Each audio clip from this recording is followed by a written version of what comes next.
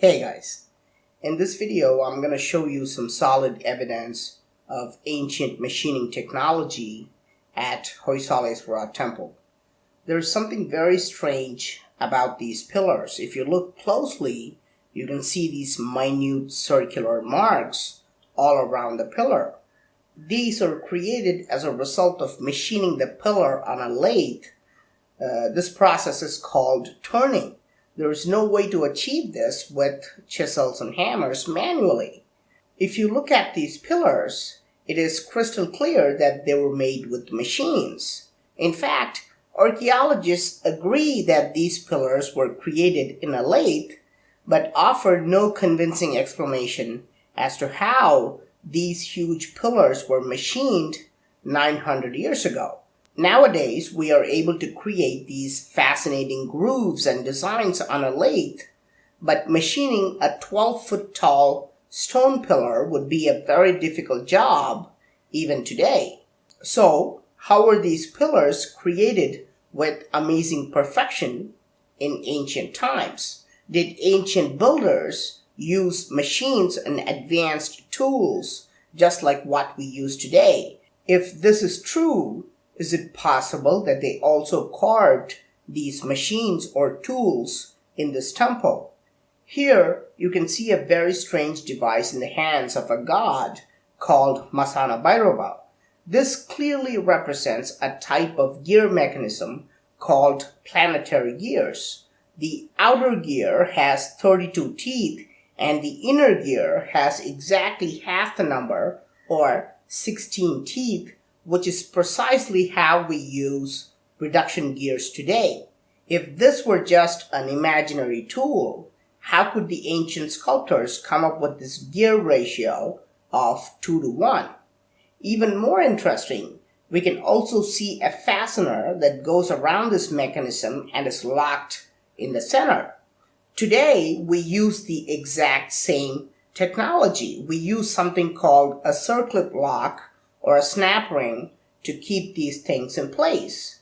If historians are right, how could primitive people working with chisels and hammers imagine such a mechanism? Is it possible that advanced machining technology was used 900 years ago? Is this why we see such perfect pillars? What's more interesting is that this god is called Masana Bhairava, which means God of measurement.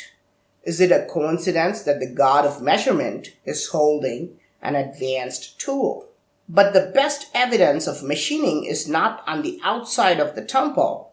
Let's go into the deep, dark areas of the temple and see if we can find more evidence. Here is a 7-foot tall god with the most uncanny ornaments. His crown is adorned with skulls which are less than 1 inch wide. I realized that I could pass a small twig through one eye and it would come out through the ear on the other side. The twig can also be passed from ear to ear and also ear to mouth and any way you want. What does that mean? It means that the entire skull is hollow inside. It is impossible to remove the inside of a small sphere, which is only 1 inch wide. Even with modern machines, this would be very difficult, but we know for a fact that creating a hollow sphere inside of such a small rock is impossible with primitive tools. Even more interesting, we can shine a flashlight between his head and crown, and the light shines through. There is a very small gap between the head and the crown. I tried to slide the same twig, which is about 3 millimeters wide, but it would not go through. This means that the gap is less than 3 millimeters wide. How could anyone create a small gap less than 3 millimeters wide with chisels? Is it possible that the small skulls, crown, and other pieces were carved out of separate rocks and then fixed together? No, archaeologists confirm that this 7-foot tall figure is made out of one solid rock.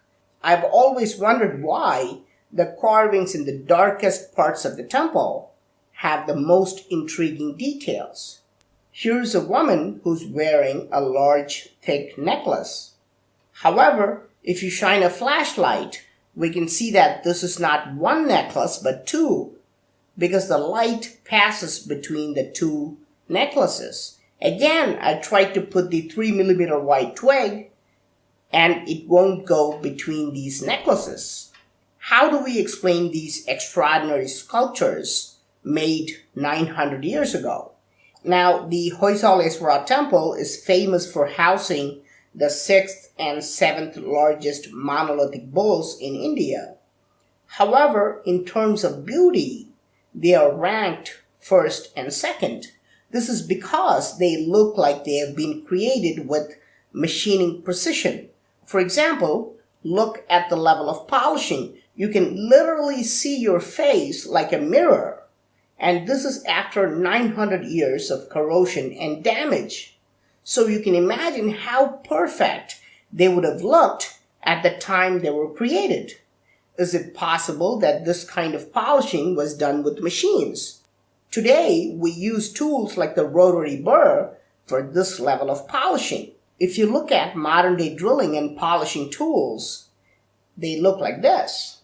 Were tools like these also used in ancient times? And more importantly, are these tools also shown in the temple's carvings? Here we can see a tool that almost looks identical to the rotary burr in the hands of a deity. Here's another one that's holding a slightly different tool. Note that the devices look the same, but are not identical. The ridges are different. The drilling and polishing tools we use today also have different ridges for different types of outcome. Around the world, we can see gods holding this mysterious tool that is thought of as pine cones.